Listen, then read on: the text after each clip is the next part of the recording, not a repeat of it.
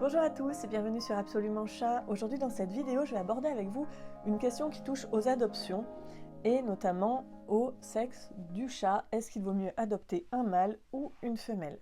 C'est une question qu'on pose souvent quand les personnes veulent adopter, et on va rentrer dans une période aussi des adoptions.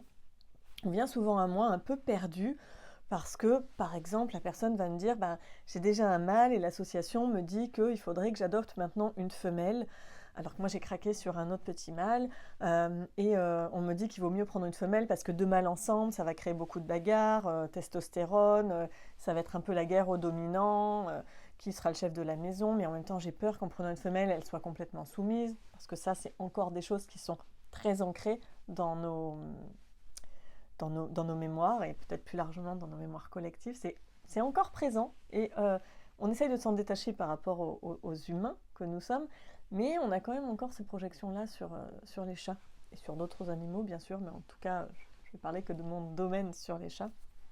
Donc il y a ces peurs-là. Parfois ça va être aussi simplement, on me dit qu'il faut que j'adopte une femelle parce que les femelles sont plus câlines que les mâles, ou on me dit que les mâles sont plus câlins que les femelles.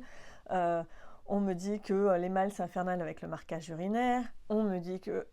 Alors qu'en fait, donc ça, tout ce que je vous dis, vous allez pouvoir trouver aussi tout le contraire. C'est exactement pareil que sur la couleur. On me dit que les chats noirs sont comme ci, que les chats blancs sont comme ça, et dans les comme ci comme ça, qui sont méchants, qui sont voleurs, qui sont pantouflards, qui miaulent tout le temps. Enfin, on peut trouver tout et son contraire. C'est intéressant de se poser la question de où ça vient aussi, hormis nos conditionnements par rapport aux notions de domination, soumission, mâle-femelle.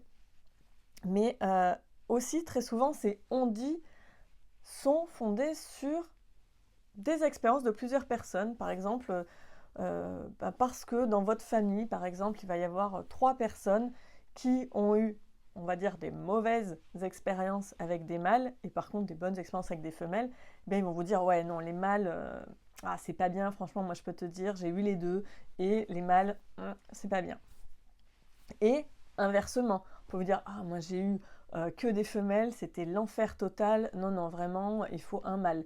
Ou j'ai déjà eu mâle et femelle, ça s'entendait pas du tout, ou c'était comme ça que c'était le mieux. Bref, vous voyez où je veux en venir, on entend tout. Vous pourrez me mettre, si vous voulez, dans les commentaires, tout ce que vous avez pu entendre dans le genre.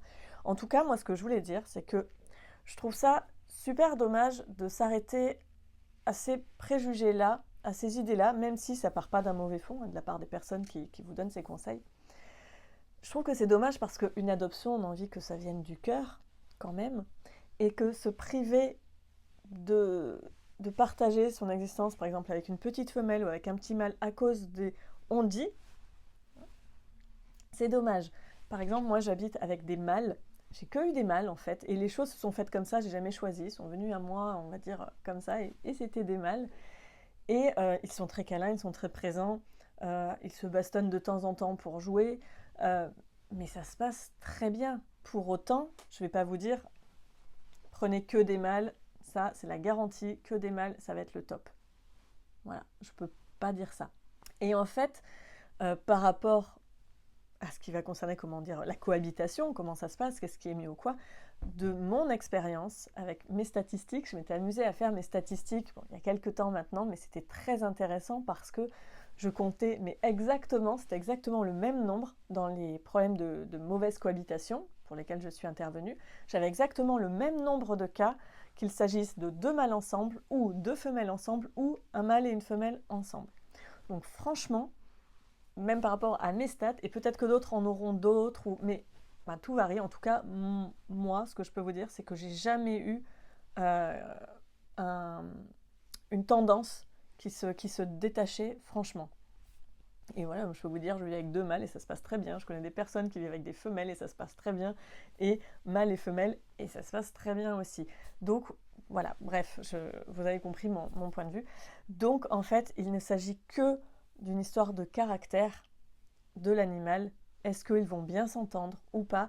Pour ça, d'ailleurs, si vous avez peur, j'ai créé un programme en ligne qui peut vous aider déjà à mieux comprendre aussi comment les chats fonctionnent entre eux, parce que c'est pas comme nous on le projette, encore une fois. Donc ce programme en ligne, vous pouvez le retrouver sur mon site absolumentchat.com dans la rubrique Mes solutions. Ça s'appelle Comment faire pour que mes chats s'entendent. Donc si vous avez un petit peu peur d'adopter parce que vous ne savez pas trop comment ça va se passer, ou si vous venez d'adopter et que ça se passe pas très bien, ne vous dites pas que c'est parce que vous vous êtes planté sur le sexe de votre chat, hein, mais tout simplement parce qu'il y a des quiproquos, il y a des choses à connaître pour que les chats s'entendent bien. Mais ça n'a rien à voir avec le fait qu'ils soient mâles ou femelles. Donc mon conseil en fait c'est surtout suivez votre cœur, votre feeling. Dans l'idéal quand même c'est toujours mieux que le chaton ait été sevré si vous adoptez un chaton. Si vous adoptez un chat adulte, qu'il ait été familiarisé à d'autres chats, tout ça, enfin voilà, ça ce seront des critères peut-être à prendre vraiment en considération.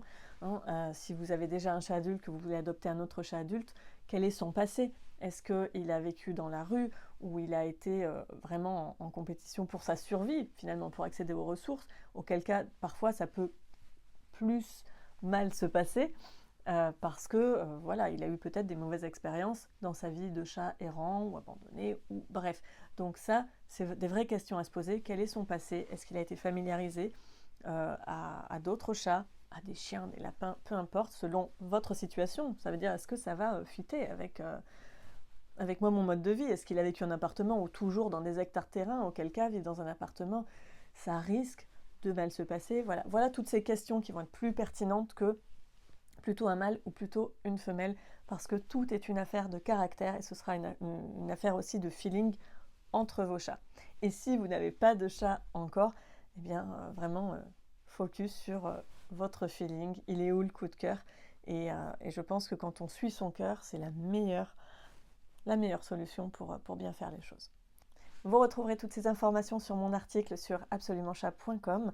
Et puis retrouvez-moi comme toujours aussi sur Insta. N'oubliez pas de vous abonner à la chaîne pour ne manquer aucune vidéo. Partagez cette vidéo si vous pensez qu'elle peut vraiment aider d'autres personnes que vous connaissez. Et puis je vous dis à très bientôt dans une prochaine vidéo. Bye bye!